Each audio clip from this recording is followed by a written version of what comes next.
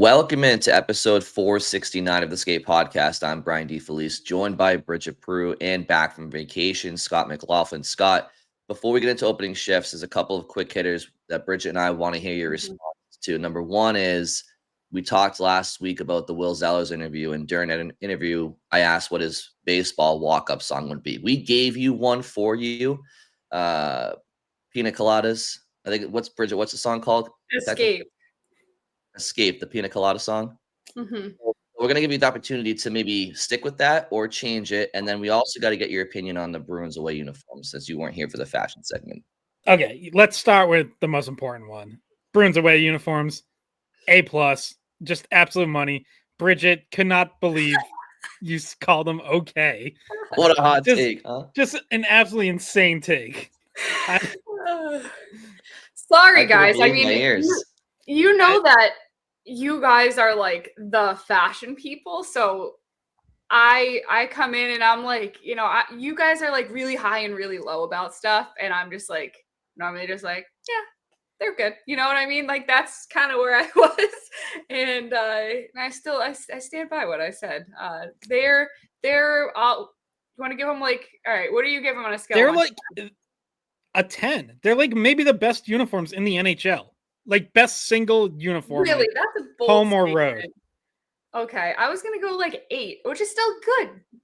But it's just not, it's not 10. I heard a comment. I was getting dinner with friends last week and it was a topic of conversation. And one of the comments I heard was they kind of give practice jersey vibes. And now listen, we all know how I feel about the uniforms. I think they're outstanding.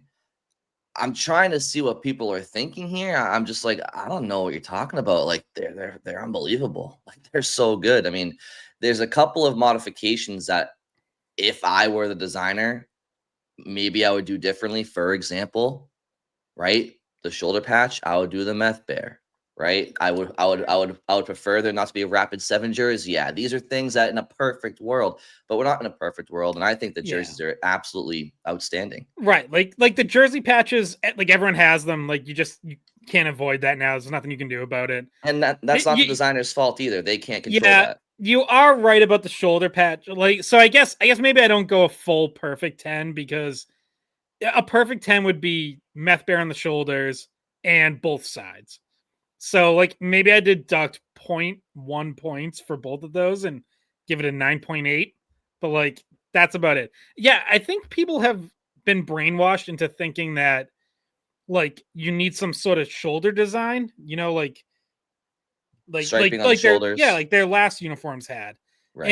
And you don't. Like no. I think that's where like the practice jersey uniform comment comes from, and I just think it's well. Wrong. And I said to the individual, and this person wasn't throwing shade. They admitted they were like, I think I just need to see them in game action. I'm just used to them there being more on the shoulders. And I said, well, I think less is more on the shoulders, so I think it's great. I said, but you think the Blackhawks have good whites? He's like, yeah. I'm like, there's nothing on their shoulders. Same with the Maple Leafs. Same with the Red Wing. Like all the great jerseys in the league, the shoulders are bare for the most part. So no pun intended. Yeah. But yeah. So I don't know. I like for some reason, and I think this is just my preference. I like the darks better than the whites. But I kind of am like that with most jerseys that I like. So I like them slightly better. I think I like the black uniform slightly better. Where do you fall there, Scott? I put out a poll last week to fans basically saying, would you rather the Bruins dark jerseys or white jerseys be their home jerseys? NHL rules aside, if we were up to the voters, and I think it was low 60s to high 30s in percentage in favor of the whites, which tells me looks like Bruins fans might favor the white jerseys over the black or the white uniforms over the black ones. I think they're both pretty sick. Yeah, they're both really good. The white, everything kind of just pops a little more for me. So I'd probably give that a slight edge, but they're both great. And I've long advocated, and I think Brian, you're on the same page with me. Like it should be a mix. Like teams should be able to, mix up and choose either dark or white at home. Some, get a little bit of both, mix it up, like be more like the NBA or the NFL where you relax the rules a little bit. And I know John Butchergrass he's done it a couple times where he's kind of teased that we might be seeing white jerseys at home at some point in like the next few years, that there might be some sort of change coming. And I don't know if he's teasing like a full flip back to white at home, dark on the road, or if he's teasing like what I'm talking about, like a more hybrid, just like relaxed rules about it. But I hope it's that. I hope it's like you can do either one. Yeah, I agree. Yeah, I think when it comes to the dark jerseys at home, here's the issue that one could have with it is that, okay, so you're gonna see the same uniform in a non-hybrid situation world, which I'm with you on that, Scott. That would be perfect, right? But in a non-hybrid situation world where you have to do one at home, so if the home team has to wear one jersey, that means that the home fans are going to see the home team in the same jersey every time. So the problem when you go dark is that, so you always see them in their darks, that's great. But then the visitors, you're always seeing, now you're always seeing the home team in one uniform, and then you're always seeing the away team in a white template. Yes, with their own colors and logo, but now you're kind of seeing just a little bit too much of the same every home game, right? You're seeing the Bruins in black, and then you're seeing the away team in white. But if it's white at home, yes, you see the Bruins in white every home game, just like you see them in black every home game, but the whites are still sick. And now you get to see the away team come in with their full colors and uniforms, and it provides just more contrast every home game for the home fans. Yes, we get that contrast for road games, but obviously we're not in person for those. So, and then there's many people out there that say, no, we want dark jerseys at home always. It shows dominance. It shows superiority about the home, like whatever. But I think the NHL, I'm pretty fuzzy on like pre-1970, but I do know that when Bobby Orr and the Big Bad Bruins were in town in the early 70s, I do know that they wore black at home for many games.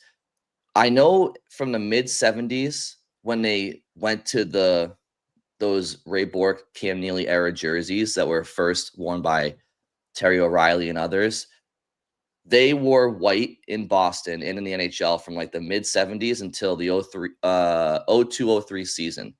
So it was about 30 years. Then they switched to darks at home from the 03-04 season. Then you had the lockout to modern day. So it was whites at home for about 30 years, and it's been darks at home now for over 20. So the NHL doesn't make these changes very often. So I'm not sure when they do it. Maybe they'll do a hybrid like Buccigross, or that like we want, Scott, or maybe they go full white at home like Buccigross is hinting. Who Have knows? you DM'd them to try to find out if you can, put your word in? No. So now Bridget, what Bridget's hinting at is some offline chatter about. We know a couple of years ago I DM'd USA Hockey about uniforms I wanted them to use for the Olympics that NHL players ended up not going to. I never got responded. I was ghosted. And then more recently, I DM'd the Duffer Brothers on Instagram. For those who don't know who the Duffer Brothers are, they are the creators and writers of the Netflix hit show Stranger Things.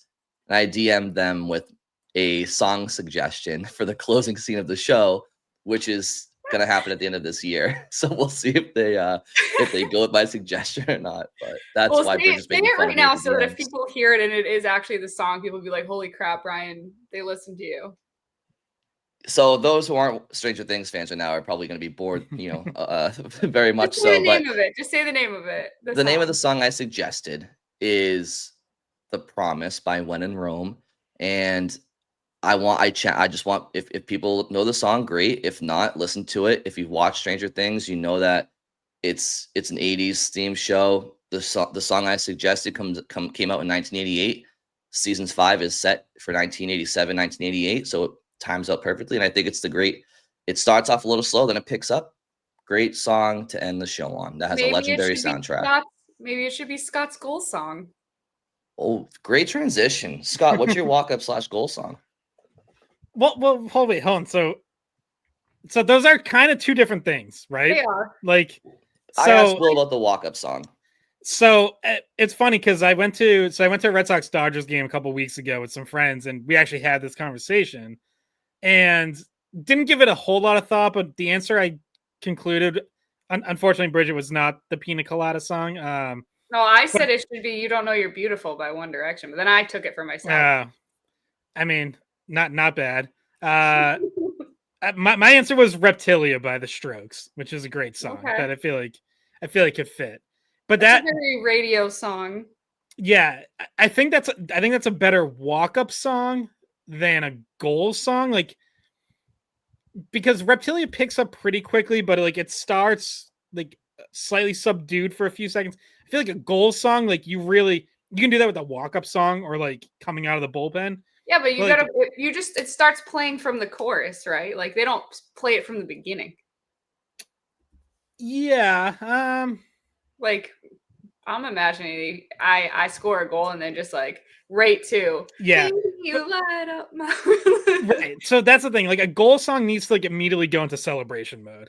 Like it needs to hit hard right away. So like I probably wouldn't pick Reptilia for that.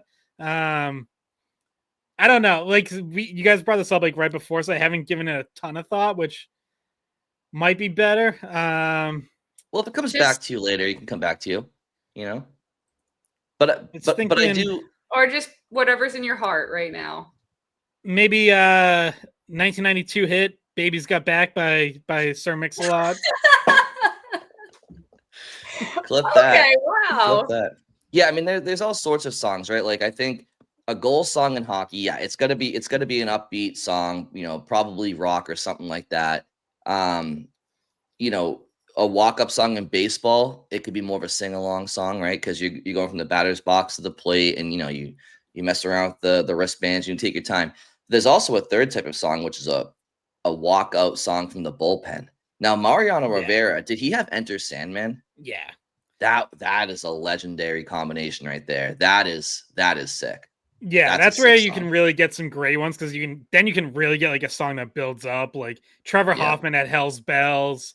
Great one. The one that Edwin Diaz has with the Mets, like that gets the whole Oh yeah. Why am I blanking on? But it's like you know what I mean. Like it's like a Latino song.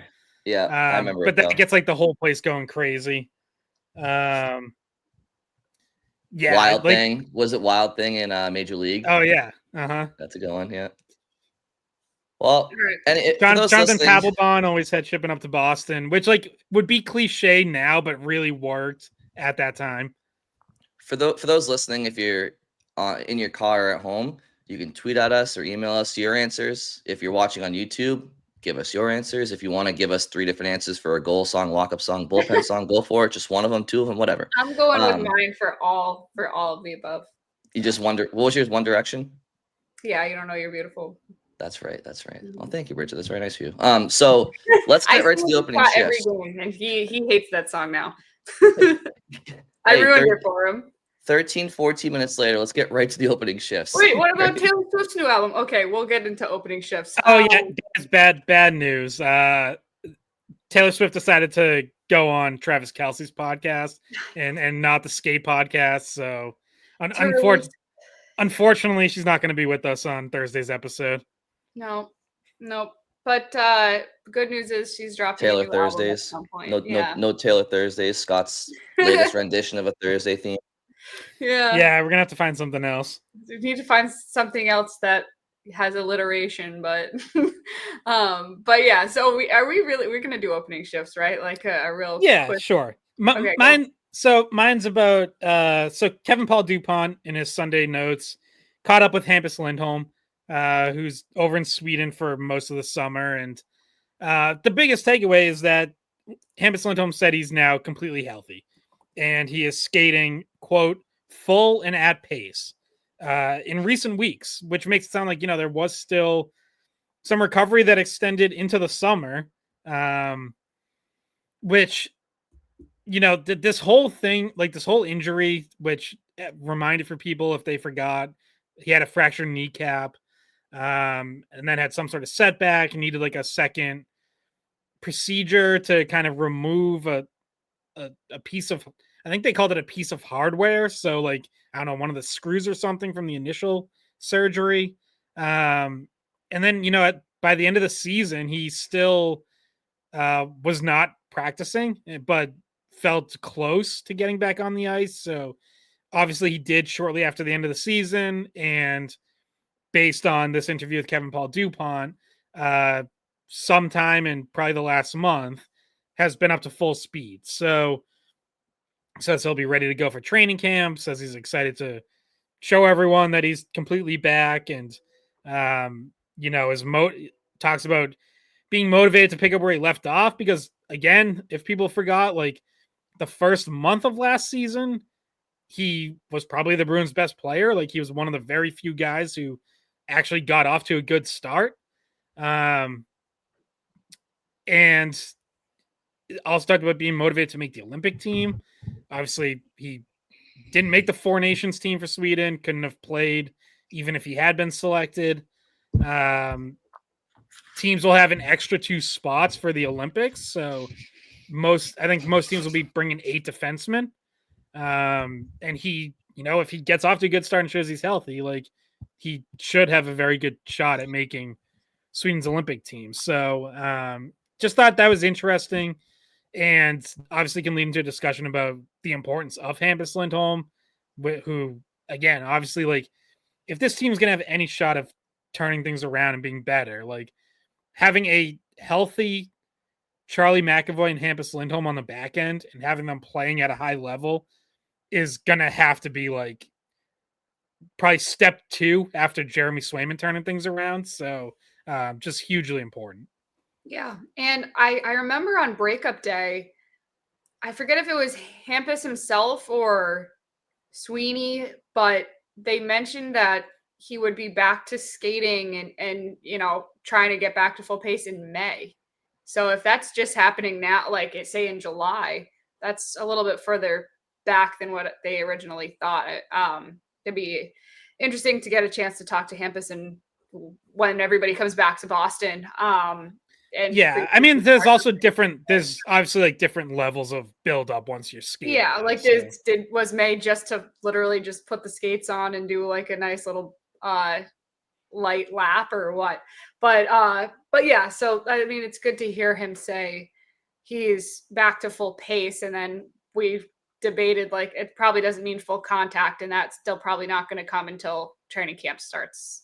Yeah, which like there wouldn't be full contact in the summer anyways. A lot of those groups that get together to skate, there might be some checking, but like they're not going all out in the middle of the summer. No, definitely not like a regular practice or anything like that. But so my opening shift has to do with something that is happening Wednesday. So we'll have a podcast Thursday reacting to whatever news comes out of this, but there's going to be a back to school a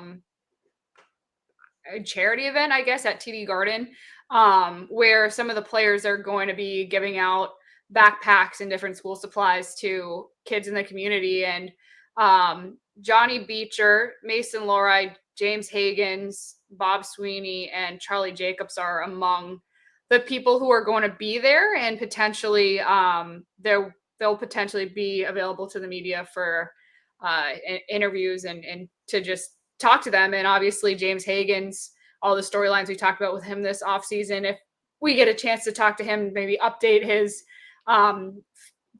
where he is in terms of college, deciding to go back to college, and hear it in his own words, because we only got kind of like a little quote out of an interview that he did at the World Junior Showcase, and not a whole lot besides that. And it sounds like he's going back to college, but obviously to talk to him in person and get to hear it from his own words, what his plans are coming up in the fall.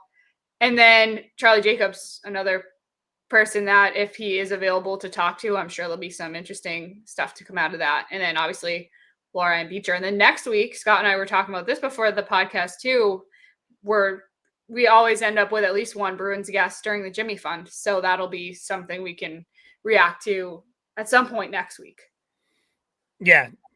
Jimmy Fund Radio Telethon coming up next Monday and Tuesday. So I will be there both days, as I have been for, this will be the 12th year I've done it.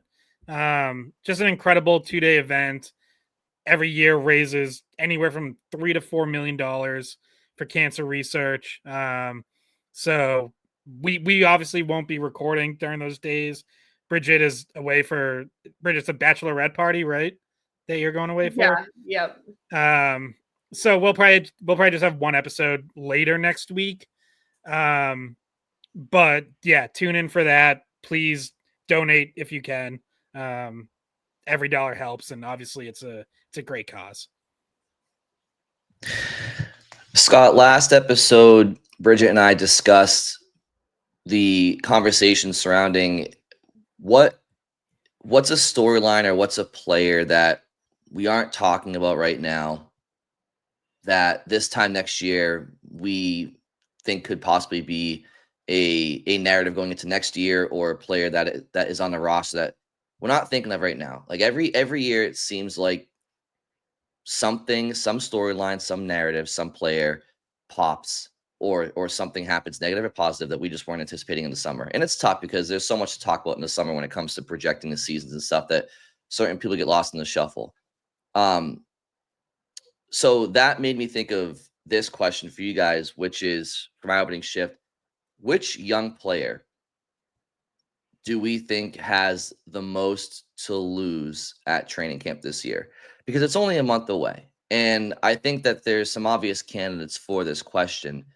But when you look at the openings in the lineup right now, and you look at some of the players that the Bruins have signed, some middle-aged, to this point, lifetime AHLers, or mid-20s lifetime AHLers that have been prolific scorers, right? So like a Matej Blumel or an Alex Steves, like those guys, maybe one of them middle age that'd be a good story. Yeah, that would be a good story. But I mean hockey middle age, which I guess even that doesn't make sense. It would be mid-20s is still young. But they signed Blumel and Steves to come in. Those guys are going to challenge for roster spots, right? That's why they signed them, to compete. You obviously have Fabian Lysell, Matt Poitras, Fraser Minten. You have Dan Zloshmelis. You have just countless Murat Husnudinov. You have countless young names that don't necessarily have a guaranteed spot on this team, but they're in different points in their careers, right? So if you could think of one player right now who has the most to lose at training camp specifically, is there a name that comes to your mind right away? So I guess the first one that comes to mind, and I think probably my answer would be Fabian Lysell, who, I always hesitate. Like, I don't like calling anything a last shot for a guy, because I truly don't think you're at like your last chance until you're literally out of professional hockey and like there's just no opportunity for you. Fabian Lysell is obviously not there, but it does feel like he really needs to show something very soon if we're going to still talk about him as someone who might have a real NHL career with the Boston Bruins.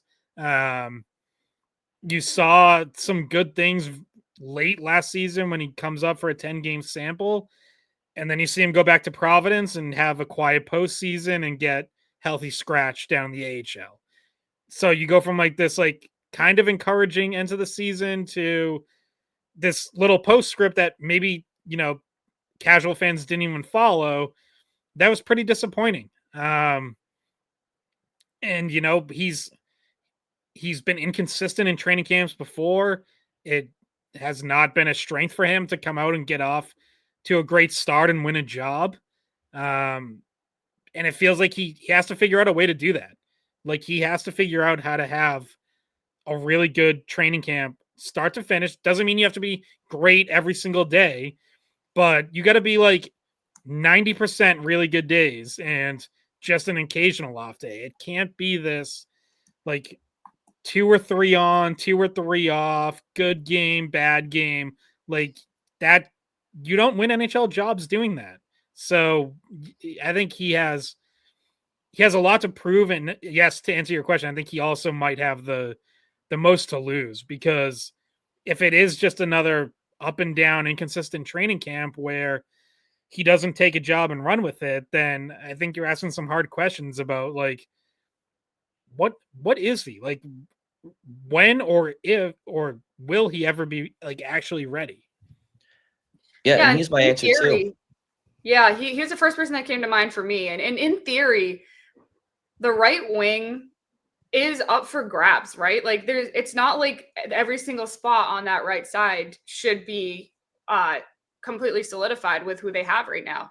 Like if you're a young, skilled right winger, a former first round draft pick that has already had a lot of time to develop down in the AHL, like this would be the perfect time, or maybe even a little bit past due, honestly, to really push for a spot. Because I mean, behind Pastrnak, is there really anything solidified on the right side? Like, shouldn't he be able to force his way into the lineup if he has a good preseason and training camp? And I see no reason for him to not be in contention for one of those spots. But in terms of having the most to lose, he comes to mind, and Matt Poitras, because I feel like that was the second one for me. Because I feel like Lysell is like his last chance to crack it and get in, and Poitras would be like more of a,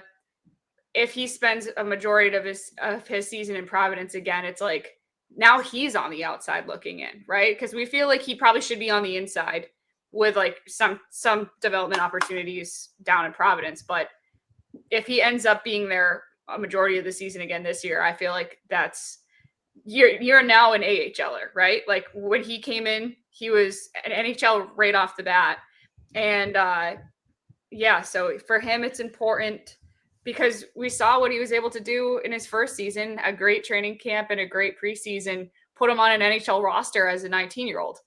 And now he's 21, and he needs to do something similar in order to get a spot at a camp, because technically the Bruins center depth chart is like the longest list of depth, because a lot of guys are centers / wingers. So and he's one of those guys who I guess could be either, but I feel this training camp is going to be really important for him. Yeah, those are two great names you guys bring up. And just looking at the lineup right now, they're projected, looking at their personnel, right? I mean, these are the players and these are the lines that I feel like are pretty safe bets right now as we talk on August 12th, right? I think Geeky, Elias Lindholm, and Pastrnak, I think we can probably lock those guys in as that top line. I think the second line, I do think it's a combination of Zacha, Middlestat, and Arvidsson. Now, Bridget, to your point, like, could Fabian Lysell, like when you talk about the right wing depth beyond Pastrnak, could somebody bump Arvidsson to the third line right away? Sure, but like I think right now that's something that has to happen. Like right now, Arvidsson's penciled in on that second line, I believe. So those are your top two lines. So right now in your top six, there's not a there's no openings. There's possibility for upgrades, but there's no openings right now. Like you have some NHL players that can fill those spots. Now you look at the third line, right? And I do think Fraser Minten should have an inside track to being your third line center. And I don't think he has a lot to lose anyway right now. I think he's young enough. I think his future is bright enough. I think his stock is high enough in the organization. I think Minten's not entering camp fearing for his life. I'm not saying he shouldn't play that way, but I think he's fine. So you have him on the third line. Okay. I don't think they signed Tanner Jeannot, at least right away, to be on the fourth line. I do think they probably want to have him in a top 9 third line role. Then you have that right side of the third line. Okay, so is Minten going to play right wing instead of center? Let's have him at center for now. So that right wing spot, you have Poitras battling for it. You have Lysell battling for it. You have Blumel battling for it. You have Steves battling for it. You have Lashmelis battling for it. I mean, that just gets us to the fourth line now. So now the fourth line, you probably have Kaslik, Corrali, and Michael Eastimont. Where does Johnny Beecher fit? So there's really there's if we're talking that third line, there's probably one opening in the third line. I think 2/3 of it is going to be Jeannot and Minten. And I think you have like 5 guys battling for that spot. You forgot and one. I forgot Kuzi. No, but you're right, Bridget, and that's the point. It's like there's so many options for this bottom 6, and there's only a couple spots open. Jeannot is going to be one of them. Kaslik, Corrali, probably Eastman are going to be the other 3, right? So there's a lot of competition for a couple of spots. I know the Bruins forward lineup doesn't boast a ton of elite talent, but it does have a lack of spots right now, right? Like there's a lot of guys for a couple of spots. Yeah, but my point is that none of those guys are like, if Fabian Lysell is going to break in, like that's not the hardest lineup to crack, right? Like there's not a gap, but it's like, could you pass those guys? Like, yeah, he's a first line pick who's developed, and it shouldn't be impossible to do. But hence why if Poitras and Lysell are beat out by a Blumel or a Steves or Husnudinov or a Lashmelis, that's why they have the most to lose. Because and the last name I mentioned, Lashmelis, like I'm fascinated to see him in camp. I really am. I think he's gonna make some tough decisions for people. Right, like Poitras and Lysell, like it'll be kind of disappointing if they can't beat out career AHLers or guys who, put up 10 to 20 points a year in the NHL, like, or, maybe a little more than that, like in Eastman or Corrali or, I mean, Cass looks like a different kind of player, obviously, but like, yeah, like you want to see those guys win roles over those guys, over those kind of players. And but if they don't, but they're battling for different roles too, Scott, right? Like they're not really battling. Well, but Kaslik and Corrali because they're fourth line what I'm guys. saying is like if Poitras and Lysell don't win third line jobs, then they can just be like, oh well, we can move Jeannot, Eastman, Husnudinov, whoever. Like we'll just move them up to the third line, and now you end up with like basically 2 fourth lines. Like, right, okay, you can absolutely see the Bruins doing that, where it's like there's a path here where you get these younger, more exciting offensive players winning third line jobs, and now that's how your third line looks, and then everyone else can battle for their fourth line jobs. And then there's this other path where those younger offensive players don't do enough, and they just decide to go the safe route and load up the entire bottom 6 with all these names we just mentioned, who we know they can all play a bottom 6 role in the NHL, but they're all ideally fourth liners. But all of a sudden the Bruins go, well, you know what? We'll roll them out there on our third and fourth lines for now, because we at least know that they know how to play NHL hockey. And they're also not the shiniest toys on the prospect shelf anymore either. Like we're talking about them having to beat out like career AHLers, right, in Blumel and Steves, but when James Higgins is ready, he's making the team. He's going to have a top 9 spot, certainly, but we obviously expect a top 6 spot probably right away. So, like, again, it's like if they don't, like the last couple of years, like especially for Lysell, if he doesn't make the team out of camp, well, there's always next year. Well, it's now that the prospect system is starting to get a little bit better, like next year's really not guaranteed for him anymore. And by the way, he's also 22 entering camp this year, so it's like it's now or never. Like like to Scott's point earlier, you don't want to say that, but it might be now or never with the Bruins. Yeah, right. Because like right now he's still the first or second name like we're bringing up in these discussions. He might be a year away from being the 4th or 5th name. And like then all of a sudden you're really down the depth chart, and now it's like no one's even really expecting anything out of you.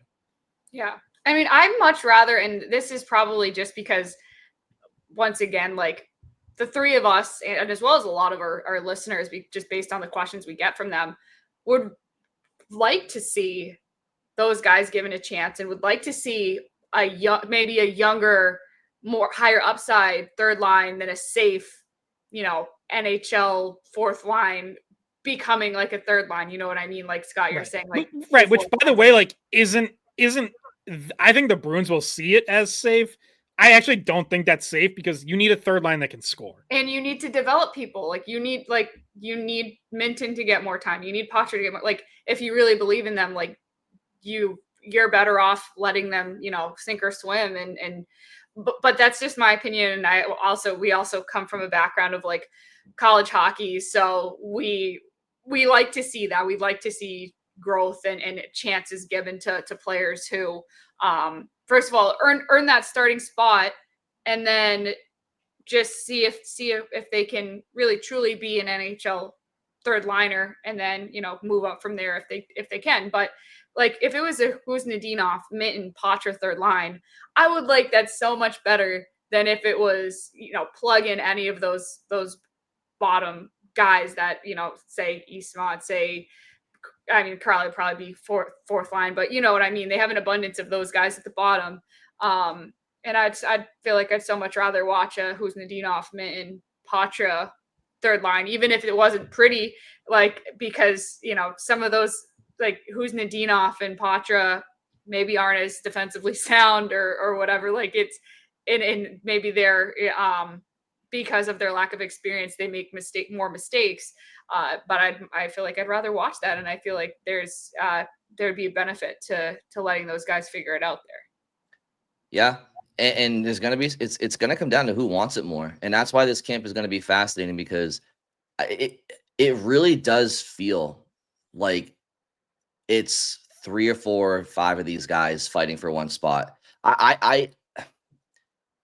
The reality is they did sign Tanner Jeannot. And I just, when you already have Corrali, Kastelik, Beecher, and Acimont, I think they intend on having Jeannot in like a third line role, probably to be alongside a couple of kids, right, to try to balance out that line. So I think one of those kids is going to be Minten, and they have Arvidsson at right now. It's at second line right wing. So again, it's tough for me to envision a scenario right now where out of camp both Poitras and Lysell are on the same roster, let alone like who's the deal if you could have as the extra forward potentially, maybe they waive somebody. I don't really know how that's going to shake out. You're going to have an extra forward, but I don't see Poitras. I have a tough time, I should say, seeing Poitras, Lysell in the same lineup, let alone Lashmelis, let alone Blumel, let alone Steves. So, I mean, it just seems like it's gonna be a battle for that roster spot. Now, obviously, injuries happen, opportunities present themselves, whatever. But if we're talking just training camp and winning jobs, I don't see Lysell and Poitras on the same opening night roster. Do you guys? Probably not. Like I think there's a path to it, but you're right. Like just kind of looking at style of play and which spots are open, yeah, it would seem like there's maybe only room for one of them. I was also going to mention, both of them are on it, then the people who are off it's probably like we're probably looking at Beecher and like who's Nadinov, or he's not like that's probably off it. Yeah, but then it's like they're a fourth line role now. Like I think it's more likely like Arvidsson gets hurt and now there's a second line opening. Like he gets hurt in camp or something. Like I don't see one of those guys being on the fourth line, even if a Beecher does get waived. Right, but it's just like it bumps it maybe bumps Husnudinov to a fourth line role, and then like Beecher's gone completely type of thing.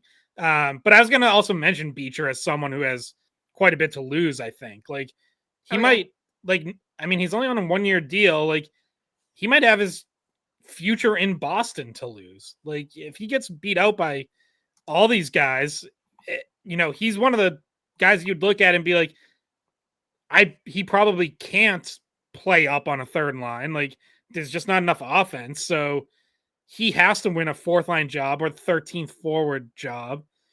And if he doesn't, if he loses out to all these veterans that they brought in, he goes on waivers and, maybe he gets claimed, maybe he goes down to Providence and kind of gets buried down there. Like that, it would feel like a pretty significant step back for Johnny Beecher to not make this team. And yet I think if he doesn't really come out and show himself well in camp, I think that could definitely be on the table. Yeah. He only had 3 goals last season in 78 games. I mean, that's not normally enough to keep you around. And he was scratched, quite a few times at the end. And so we'll see. He was somebody that when the season ended and we were trying to figure out, who's getting qualifying offers because he was an RFA, like who's getting qualifying offers, who's not, because there were some guys that the Bruins didn't give qualifying offers to, but they did. Did we ever mention that Jacob Lauko went back home to the Czech Republic?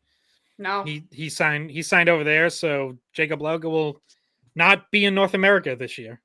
So he's probably just sick of the whole thing. Well, I think so. I saw, and again, you always have to be careful with translated articles. But there was a Czech article where it sounded like he wanted guaranteed playing time because he wants to make the Czech Olympic team, and the Czech Republic obviously has some stars at the top. Obviously, David Pastrnak's going to be there. Pavel Zacha will be on the team, but like they're the kind of team that gets thin pretty quickly. So like you absolutely could see Jacob Lauko as a fourth liner on the Czech Olympic team. And I think he felt like, let me go to the Czech league, play, a key role on my team and show myself there rather than like, oh, maybe I'm a 13th forward on an NHL team, or maybe I end up in the AHL. I think he just felt like, especially in an Olympic year, that opportunity playing back home is going to be better for him than bouncing around and having like no guaranteed playing time. Yeah. I mean, he was at Worlds. So, I mean, obviously that's not a full complement of every country's players because there's still teams in the playoffs at that time.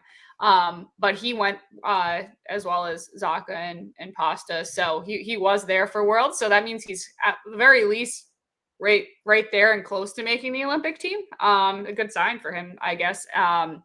And maybe it does help to go to the Czech Republic. Maybe it doesn't. But you could also tell he's getting frustrated with just how often he had been changing locations and up and down from, getting playing time, not getting playing time. And I do feel bad for guys like that who've gone through multiple teams and then ends up back in Boston and they don't offer him anything. Like I'm sure it was just a roller coaster and frustrating as well.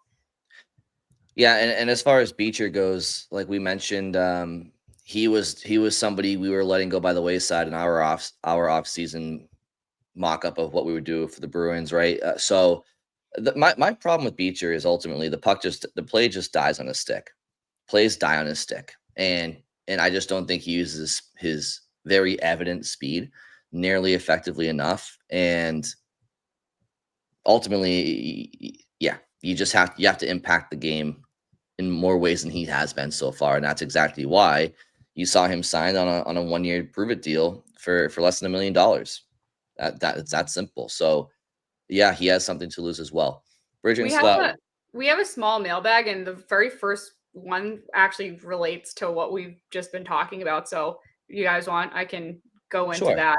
Yeah. So Liz sent us an email, and I'm gonna jump to part 2 first because it's what we've been talking about. She says, why was Toronto willing to give up Fraser Minten if, according to so many pundits, he's amazing in the Bruins 3C for the foreseeable future? I thought he was good in Providence, but not great. He's strong on defense, but this team needs offense, and I think putting a playmaker like Poitras on the second or third line is more important. Well, immediately I'll just say they thought it was their best chance to win a Stanley Cup. They felt as though that they were a right shot defenseman, top 4 defenseman away. So they acquired Brandon Carlo, and the cost to doing so was giving up a prospect that they were probably high on. I think ultimately it was a win now move, and win now moves have repercussions when you don't ultimately win. Yeah, and I think the Bruins were probably targeting Minten and maybe even aiming a little higher for Easton Cowan. And I think Easton Cowan was where the Leafs drew the line and said, we're not giving him up, and then probably begrudgingly give up Minten, who is maybe like, as a prospect, half a tier or a tier below Cowan. So yeah, I think he was valued by Toronto for sure. I don't think that was an easy decision for them, but like Brian said, like they felt like Carlo was something they were missing, and he was. Like that team needed help on defense. So, regardless of whether Carlo gets them over the top, like there's a lot of other factors in that. Obviously, it didn't happen this year. We'll see how they look this coming season without Mitch Marner. But I will say, I think Liz's points about Minten's offensive game are fair, because I share the same, I don't know if they're concerns or just things worth pointing out, which is like, he has not been a high-end scorer really at any level. And generally guys like that don't turn into scorers at the NHL level. That doesn't mean he can't be a valuable player, but yeah, like Liz is right to, I think, raise a fair question about like, should we be so quick to just write him in as the 3C of, the next 5-6 years? I still think it's entirely possible that Fraser Minten doesn't score enough in the NHL to be a third liner. It's absolutely possible that he ends up as a fourth liner. I do think he plays a smart enough game that he is an NHLer, but I could see that happening. And that would be, obviously, like, that'd be a little disappointing. I think the expectation should be that he's going to give you enough offense to be a good third liner. That's certainly what the Bruins think. It's why you heard Don Sweeney compare him to Charlie Coyle. Like, that's how they see him. They see him eventually as like the next Charlie Coyle, just, a rock solid third line center.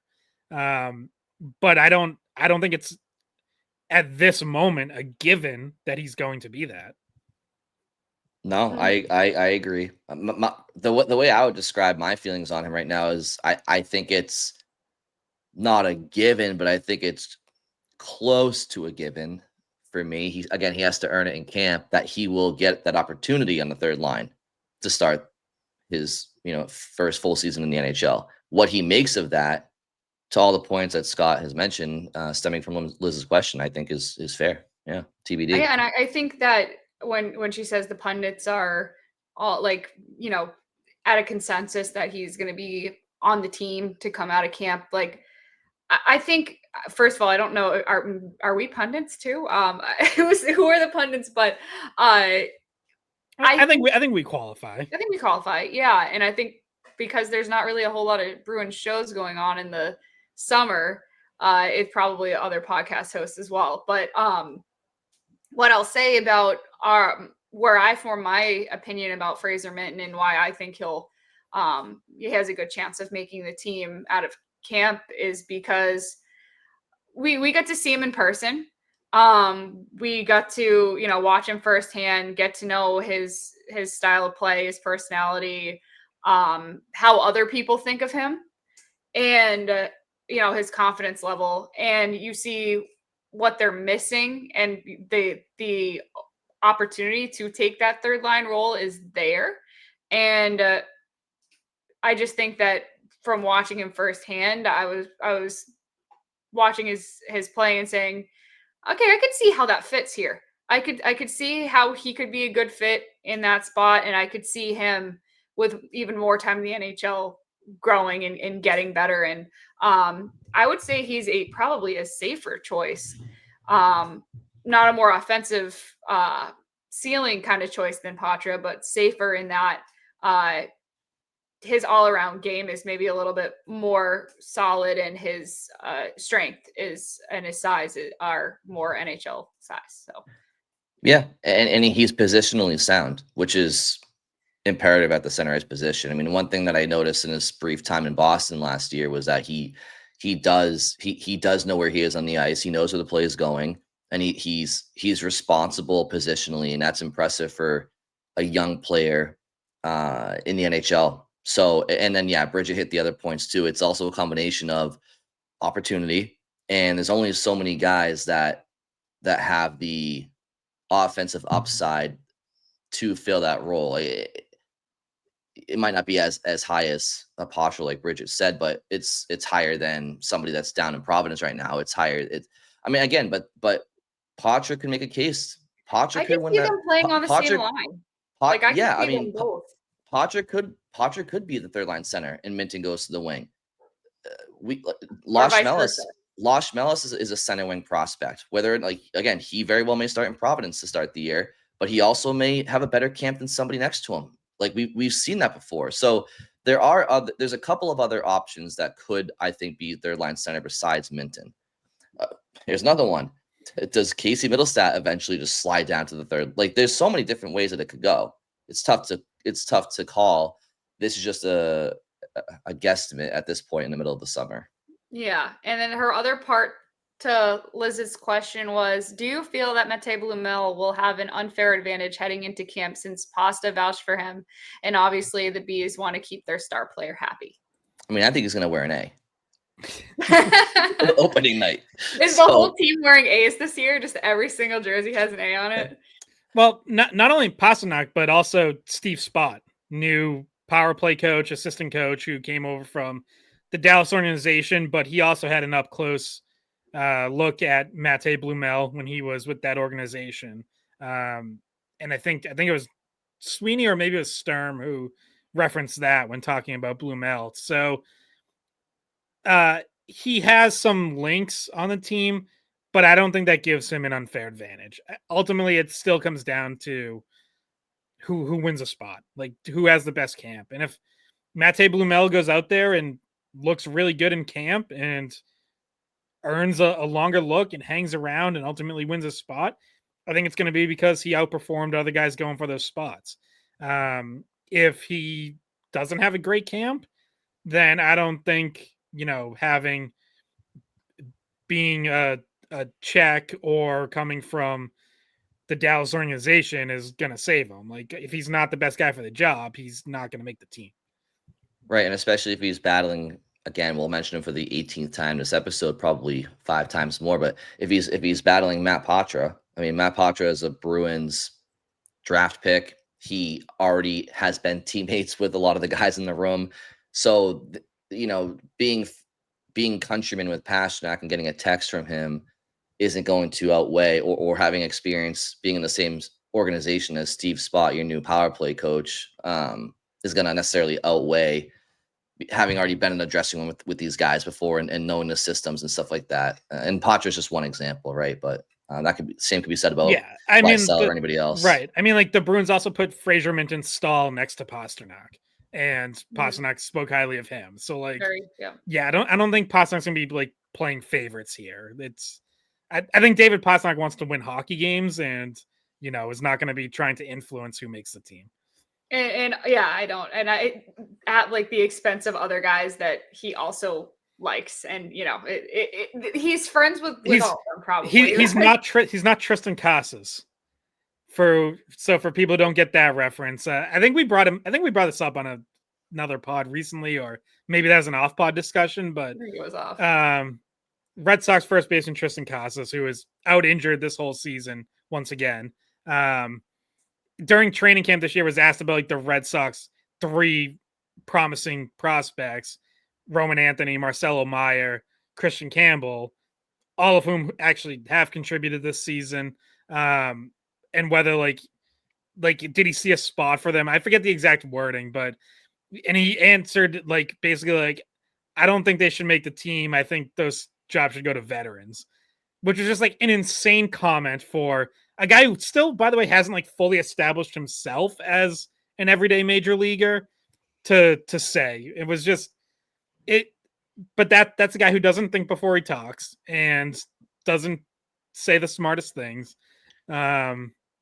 I don't know if I've been calling throwing 3 young kids under the bus, basically. Yeah. Like, I don't think there's anyone in the Bruins who's going to do that. No, I wouldn't call Tristan Casas future leadership material, probably. No. Well, I saw what I needed to know about him in that Red Sox documentary that came out like 6 months ago from it was covering like the 23-24 season or whatever it was. And after the game, there was this kid at Fenway behind the dugout. Park had already cleared out, and he's like Tristan, and he looks up. He's like, what? And he's like, can I get an autograph? He's like, no, and he just walks down the tunnel. It's like, buddy, have some humility in life. I did not see that. I did not. Oh yeah. His interview about the tree. People are saying oh, he does yoga in the outfield, or he has like the he's flamboyant with like the nails, whatever. Like that stuff. I mean, that stuff is I don't care about that shit. But when you have a kid that like it could have been very well that kid's first and maybe only Red Sox game he ever goes to, and his memory is going to be a big leaguer. Saying if you don't want to say anything to him, then just go down to the dugout or go down to the clubhouse. But he answers the kid. He goes, "What? Like what, Tristan? What do you think he's gonna say? Like, can you give me a job record? No, he's gonna ask for an autograph. Like, and then he goes, no, and just walks down. It's like, buddy, fuck you. Like that's I hate that shit. Seriously. He never seems to skip out on talking to someone like me down there, or some of the other female reporters. Like, he'll come talk to us, but I'm sure he will. Yeah. But anyway, how did we end up talking about Tristan Cassis? What is this? I'm gonna do one more. We have a few more. I'm gonna do one more because we're already almost at an hour. And this one is just interesting, and it's from a guy named Scott, and I don't think it's our Scott, but maybe it is. Scott says, I hope you guys are enjoying your summer. I catch most of your shows here in Seattle while walking my dog, Whiskey Jack. Great name for a dog, by the way. Great dog name. That's awesome. As the Bees make this transition with coaches, players, leaders, and a core group, I think they will have to stay focused on a steady decor to keep games close and to allow some of the young guys to find their place on the roster. I've recently heard Zacha and Anderson's names being brought up on the trade block. Meaning Rasmus Anderson of the Calgary Flames. And so I'll read off what his trade idea is. He says, maybe Donnie can pull this one off. I would like to get your feedback on this trade. So Bruins send to Calgary Pavel Zacha, Henry Jokiharju, and Joonas Korpisalo, which that adds up to about $10.7 million in cap space. And Calgary sends to Boston Rasmus Anderson, Blake Coleman, and even Prosvetov? Ivan Prosvetov. Okay, yeah. Well, that's anyway. 10.4 million about in cap space, so slightly less. But what's your guys' reaction to that trade proposal? So I don't really think this moves the needle enough for either team. It kind of just feels like swapping parts, but if you're the Bruins and you can do it with an extension in place for Rasmus Anderson at least a somewhat reasonable price, then I think it would make a lot of sense for the Bruins. Sounds like Rasmus Anderson is not going to re-sign in Calgary, which is why his name has been in so many trade rumors. He's 28, right shot defenseman, making $4.5 million now, unrestricted free agent after the season. So Bruins should not be in the market for any trade where they're only getting a guy for a year. That doesn't make sense to me. But if Rasmus Anderson wants to sign here, and look, you already have some Swedish connections. You have a former teammate of his in Elias Lindholm. Probably Nikita Zadorov was teammates with him too. Like that, then I could be talked into it. Like that can make sense to me. And, from Calgary's perspective, again, they're probably losing Anderson no matter what. I would think they probably want someone a little younger or with a little more term than what this deal gets them. But you get Zacha signed for another year after this. Henry Jokiharju just signed a 3-year deal this offseason. I will say generally doesn't go over great if you sign a guy and then trade him like that same summer. Usually not really looked upon very positively around the league, but I think ultimately the guy I would like this.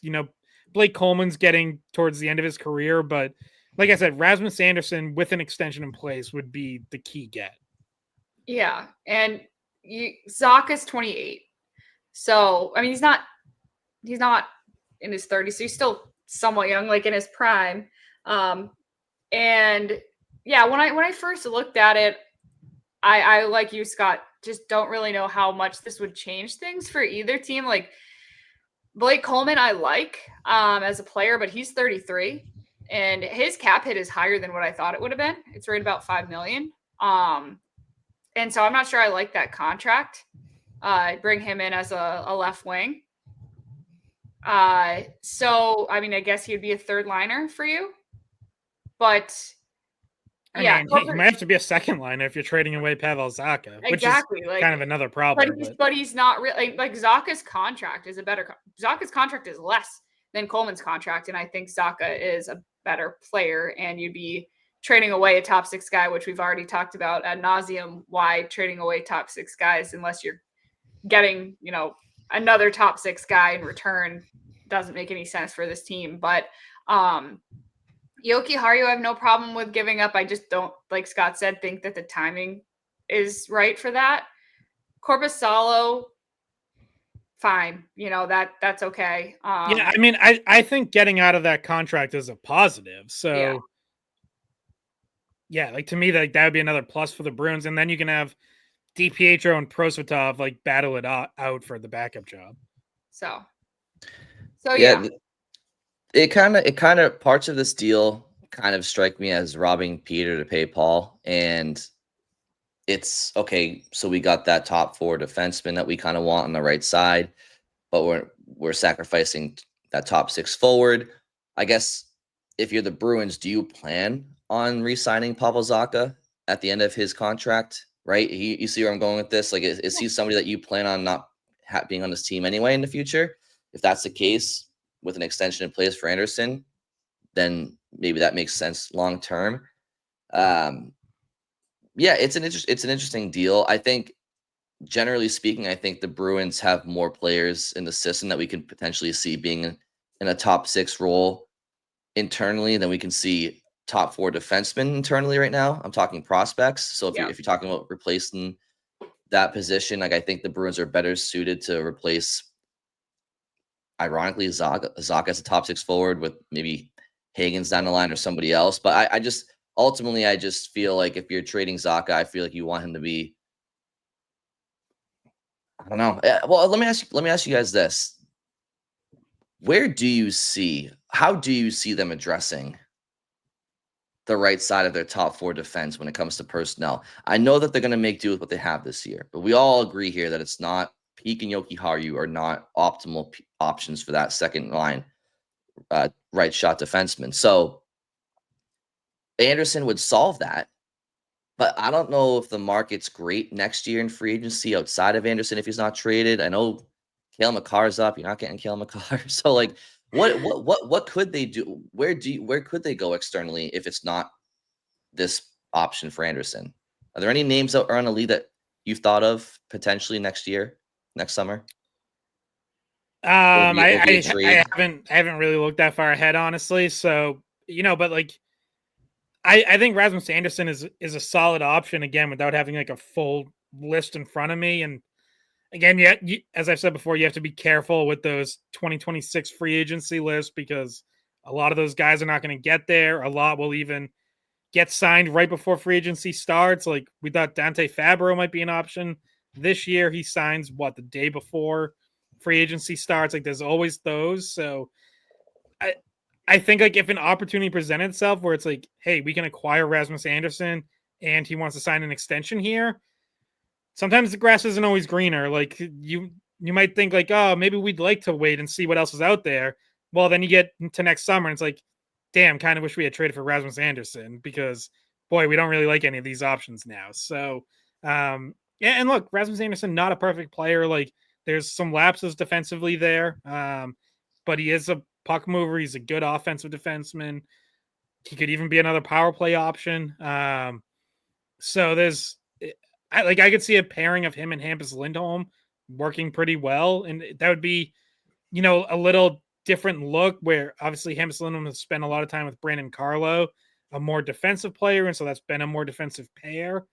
I could maybe see Lindholm Anderson kind of like more opportunity for both to kind of get up and get involved in the play. So I would be interested. Like, I think you could, when we talk about filling in that right side of the defense, I think you could do a lot worse than Rasmus Anderson as your number 2. Well, and to your point, you can't rely externally on trades and free agency, but you also can't rely on the prospect system right now because I don't think that right now the Bruins have a defensive prospect on the right side that even has a top 4 ceiling any day right now. I mean, let alone in a time frame that matches up with, some of their current core players. So I think I would make this trade. I think that the ability to solve the unknown of a future long-term legit top 4 right shot defenseman would be worth giving up a final year of Pavel Zacha on a really good contract,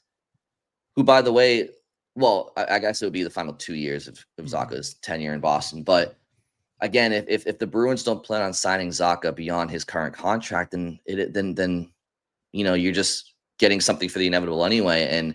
And I do think you would be solving your big question mark on the top 4 right side, and you could trade Zacha. And to our conversation earlier about not enough spots open in the top 6 for some of these players battling, right?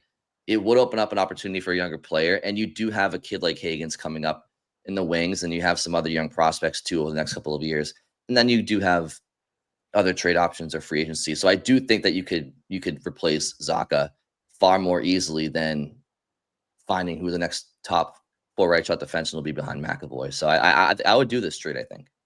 So I'll say too that Scott, the listener who sent this in, not Scott, our buddy Scott McLaughlin right here, emphasized that, I mean, he's aware that you're trading, the trade-off is prioritizing the defensive side of things over offense and over the top 6, because what he said, he's saying is, I think they should stay focused on the D-core to keep games close.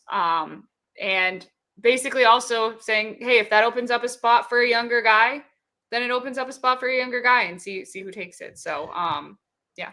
But also just the numbers game, like more top 6 forwards would be available in a free agency class than top 4 defensemen. It's just a numbers game. So like when you're talking about mapping out a positional need, top 4 right shot defenseman is more valuable than, I would say, whatever Zacha is, certainly long term, because you don't have the prospects and all those things. So like Anderson and Zacha player for player, like in like a 1-year snapshot, yeah, it's kind of like a wash. Like you're gaining traction at one position, you're losing another.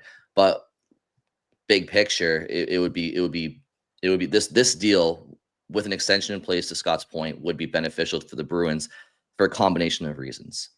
Yeah, and part of improving offensively, though, is having defensemen who can get involved and can help drive that. And like Rasmus Andersson, so only 31 points last year, but did score 11 goals. But you look at his seasons before that, 50 points, 49 points, 39 points. Like just because like people might not watch the Calgary Flames much, like this is not a defenseman who's a 0 offensively. Like this is someone who will contribute offensively and be involved. And yeah, it's not a 1-for-1 replacement for like Pavel Zacha, who can get you 50 to 60 points, but it does upgrade what your back end can contribute offensively. All right. So I guess good trade proposal, because normally if we talk about it for an extended period of time, that means there's a lot to consider. And normally that means it's a good offer, rather than sometimes we look at it.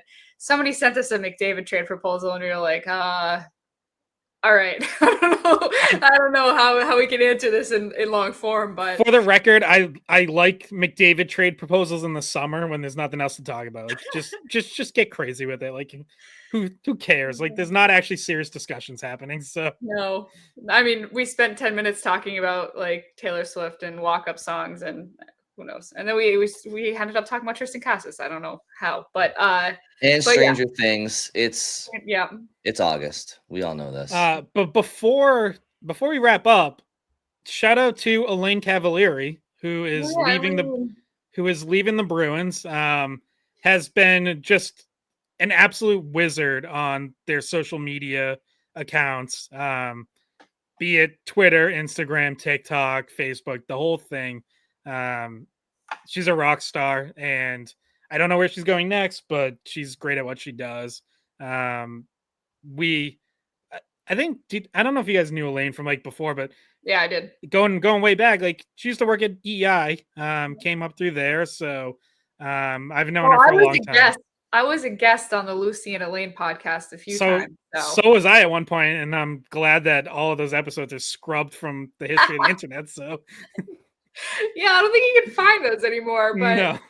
But yeah, I was a guest on there a few times before she went over and started doing the Bruin stuff. So whenever I see her, we always end up having a nice conversation on the 9th floor. But yeah, I think she's getting out of sports. So unfortunately for the Bruins, because she did a really good job with their social media. Just another organizational need the Bruins got to fill, right? Yeah. Heading into the season. So you got, Brian, top 6 forward, top 4 defenseman. Huh? Are you available maybe to apply? They wouldn't want me handling their socials. I can tell you that much. He'd be DMing all the people we said earlier, but from the Bruins account. They're just like, Brian, you have to post more players than just Marat Husnudinov. Like, I'm sorry, but that's your 9th post about Marat today. Brian, why is our team Twitter sending out a prompt about if we should fire Sweeney 10 games into the season? Listen, I'm just trying to create some buzz here on the team right now. We'll do it. Answer the poll. If the poll comes up, more a majority of people say do it, we'll do it. Imagine if that's how teams worked. Like you put a prompt up and like the fans voted on it and you had to do it. It said, "Oh man." Yeah, that would be a nightmare for them. That'd be an absolute nightmare. Like, Brian, stop telling people we're wearing the white jerseys at home. The NHL isn't allowing us to do that. I like to think I'd make a few people chuckle if I was running the account, but it wouldn't be good for business, that's for sure. All right, well, that probably does it. Anything else left to talk about? I know, Scott, you have to get to a meeting, so we can let you go. And we'll be back Thursday. Mm-hmm. It won't be a Taylor Thursday to Scott's disdain. But I mean, it might. Listen, we haven't settled on a theme yet. That's true. All right, thank you all very much for listening, and we'll talk to you soon. Hey guys, thanks for watching the Skate Podcast. If you want to see more of our videos, visit our playlist. Not in front of a screen? You can listen to us on Spotify, Apple Podcasts, or wherever you get your podcasts. Don't forget to follow us on social media. And if you enjoyed this video, please don't forget to give us a thumbs up, subscribe to our channel, and leave a comment.